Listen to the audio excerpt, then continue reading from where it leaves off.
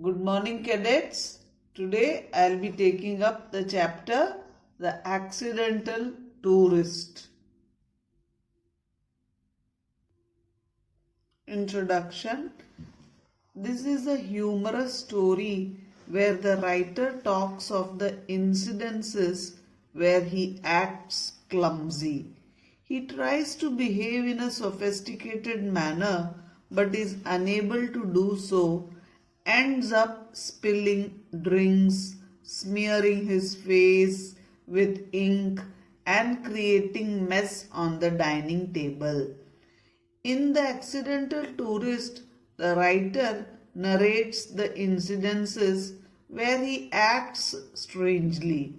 On various air trips, he spills drinks on co-passengers, it as if his arms works on their own, move towards the tray and knock off the glass without his direction. He would be unable to get the air miles because either he would be unable to get the air miles because he couldn't present his card or clerk refused to give him the points. Once, while opening his bag to get the card, he threw all the articles on the floor. Things flew here and there was complete chaos. Soon, on another trip, the ink from his pen smeared his mouth, teeth, gums, and chin. His face turned blue and would remain like that for a couple of days. Once he bent forward to tie his shoelace when the front seat went into a reclined position and his head got stuck there. Whenever he ate meal, the dining table was a complete mess and it appeared as if an earthquake had struck the place. His family was accustomed to it, and when they got their meal, they would get alert to prevent being victims of spillovers. While traveling alone, he would not eat, drink, or bend forward. He would even keep his hands under him to avoid mishaps. He never managed to get the air miles and would not travel free of cost to Bali, but was good in a way. He could not remain without food on such a long flight.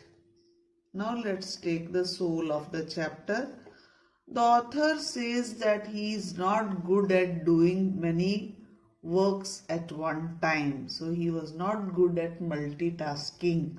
He is amazed at people who do multitasking without facing any difficulty. Many times he gets confused when he searches for toilet in a cinema and lands up in a lane from where he cannot enter the hall, where he checks in a hotel. He forgets his room number and goes to the reception many times just to confirm it. The last time when he went on a family trip to England at Easter time, he reached the Logan Airport in Boston. He had recently subscribed to the frequent flyer program of the British Airways and had to get the card punched avail the points. The card was in the bag that hung around his neck.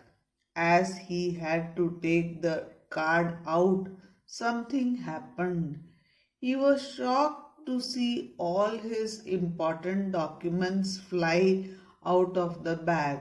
The coin rolled on the floor, the lid of the tobacco box came off, and the box rolled on the floor and the tobacco spilled on the floor. His wife looked at him, wondering at his strange behavior. She said that his weird behavior was unbelievable. The author always commits disasters while traveling. Once on a flight, he leaned forward to tie his shoelace when the person on the seat ahead of him put it in full recline, thus banging the author's head with the back of his seat. He had to grab the leg of the passenger sitting next to him to come out of the fix. On another air trip, he threw a drink on the lady sitting next to him. The flight attendant helped to clean up and got him another drink. He threw the second glass on her. He was confused how it happened. He remembered he watched helplessly as his arm acted just like a prop used to in old horror movies. Just like they moved unimaginably, his arm reached for the glass and swept it off without him instructing it to do so. The co-passenger was shocked at his behavior. She cursed him. He had worse experiences than these. The worst one was when on a flight he was making to-do list and was sucking the end of the pen while thinking, and also talking to a woman seated beside him. After 20 minutes, he went to the toilet. He saw that the ink had leaked from his pen and his mouth, teeth, gums and chin were blue in color. They would remain stained for a couple of days. He wants to be sophisticated. He wants to leave the dining table neat and clean and would not make it appear untidy like he always does. He wants that when he sits in the car, he should not leave the sleeve of his coat stuck in the door. He would not stain his light colored trouser with things like gum, ice cream, cough syrup, motor oil, but he is unable to be like that. Now, when they had served meals on an air trip, his wife asked the children to cover their heads with their hood to save themselves from mess that will create while eating. When he travels alone, he does not eat, drink or bend to tie his shoelace. He does not even get the pen near his mouth. He sits very quietly and keeps his hands under him to prevent them from moving here and there. He does not enjoy sitting like that, but it helps him by saving the laundry expenditure. He never gets the frequent flyer miles because he is unable to find his card. All his acquaintances fly to Bali with these points, but although he has flown in 23 airlines, he has managed only 212 air miles. Either he forgets to ask the air miles at check-in, or the manager does not record them, or he is told that he is not entitled to any points. He travelled to Australia in January and could have earned a lot of points for it, but the clerk refused to give him the points. She reasoned that the card and the air ticket had different names on them. The writer tried to explain that both were one person, but she did not accept his argument. He did not get the air miles and would not travel to Bali free of cost. He takes it positively and gets good feeling because he would not have been able to remain without eating on such a long flight. Next we have the exercise. Bill Byerson says, I am, in short, easily confused. What examples has he given to justify this? He gets confused when he forgets his room number at a hotel and has to confirm it from the reception. When at a cinema hall he is unable to find the toilet and lands in a lane or the other end of the self-locking door.